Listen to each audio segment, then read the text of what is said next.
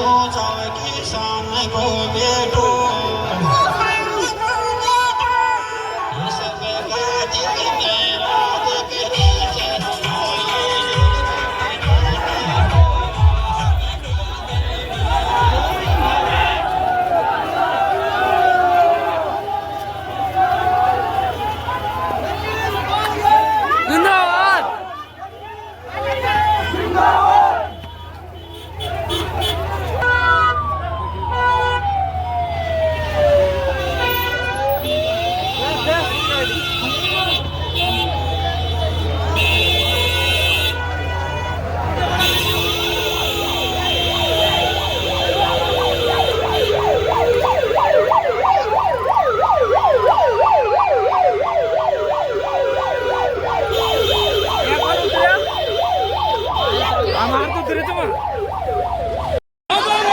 मूर्ति का अनावरण करते हुए और राजा मोहन ध्वज की इस नगरी में मेरा निवेदन मंच खाली कर दिया। पायलट साहब छोटे छोटे कदमों से मंच की तरफ आते हुए मंच की तरफ प्रस्थान करते हुए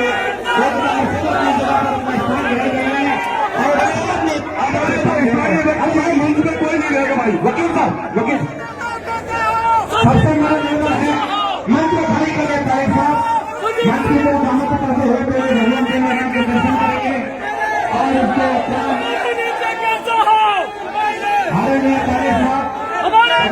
जो आज हमारे स्वर्गीय राजा जी पहले अरे युवा साथियों हटिए यहाँ से। अरे भाई साहब मंच को खाली कीजिए मर्यादा में मंच की मर्यादा बढ़ना को ध्यान रखो। भाई साहब फिर बोलो सचिन बोलो सचिन बोलो सचिन बोलो सचिन बोलो। एक बार सभी से मेरा निवेदन है एक बार बैठ जाइए। सबसे मेरा निवेदन है बैठ जाइए। निवेदन है आप बैठ।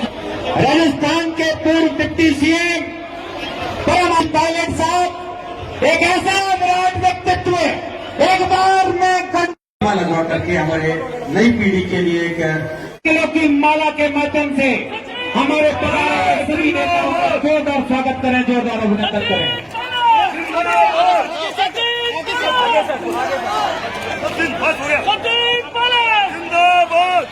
यहाँ पर 51 किलो की माला और गदा और हल पेश करते हुए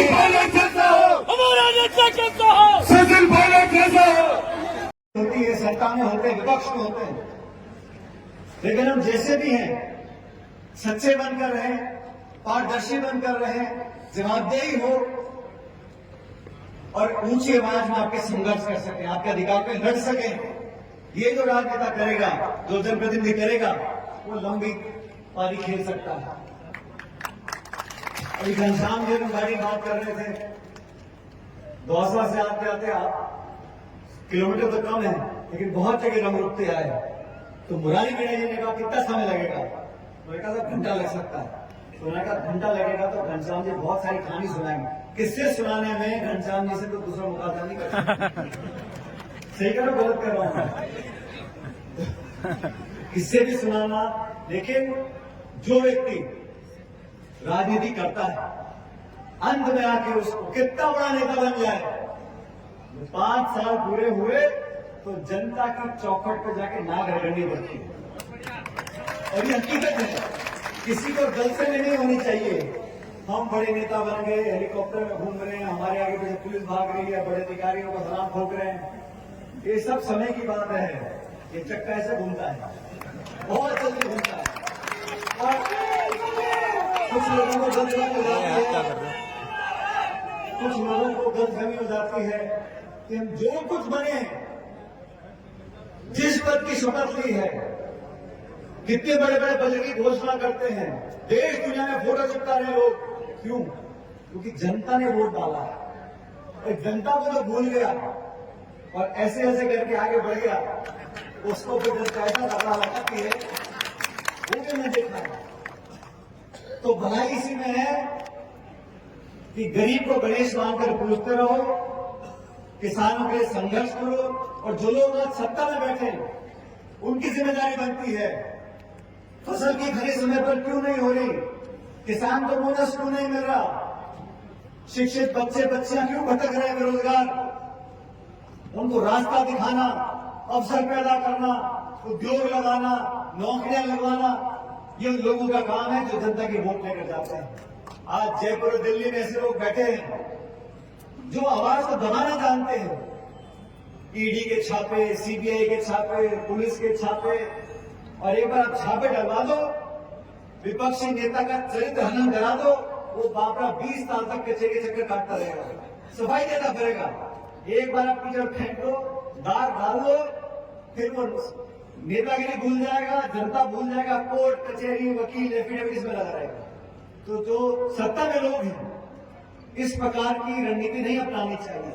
प्रजातंत्र में, लोकतंत्र में हर व्यक्ति को बोलने का अधिकार है, और लोकतंत्र में, लोकशाही में जितनी जिम्मेदारी सत्ता पक्ष की है उतनी विपक्ष की भी है।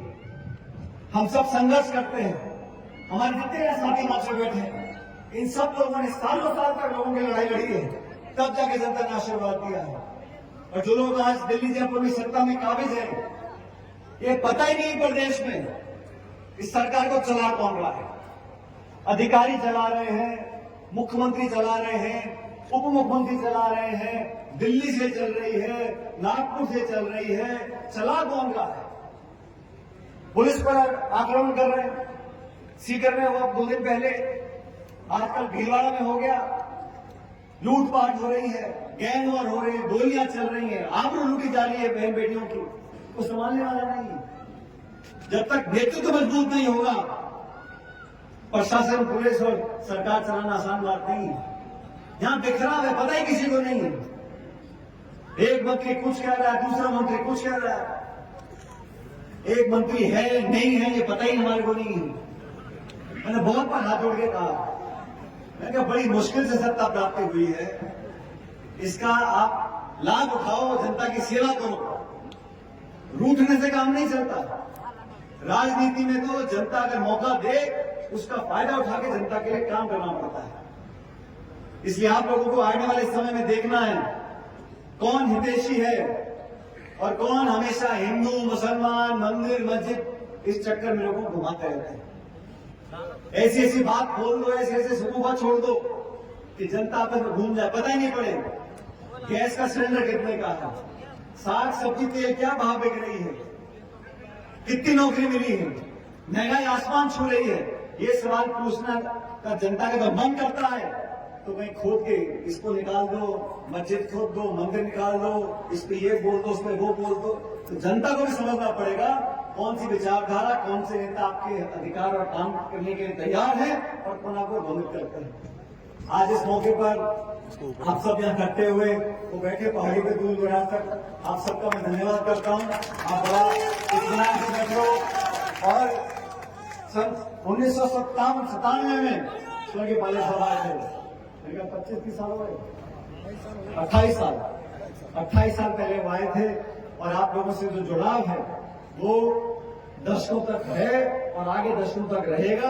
आपके लिए जितने नेता मुझसे बैठे, हम सब मिलकर आपका काम करते रहेंगे। हमारा एक ही लक्ष्य है कि ये जिला, ये प्रदेश, राजस्थान उज्जवल बने, प्रगति के रास्ते पर जाए, अमन, चैन, भाईचारा, आपसी प्रेम मोहब्बत हमेशा बनी रहे, बच्चों को रोजगार मिले, किसान खुशहाल हो।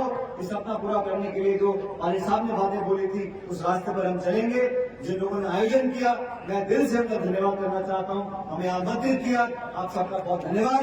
आप लोग हमेशा खुश रहो। बहुत बहुत धन्यवाद। जय हिंद। राम राम।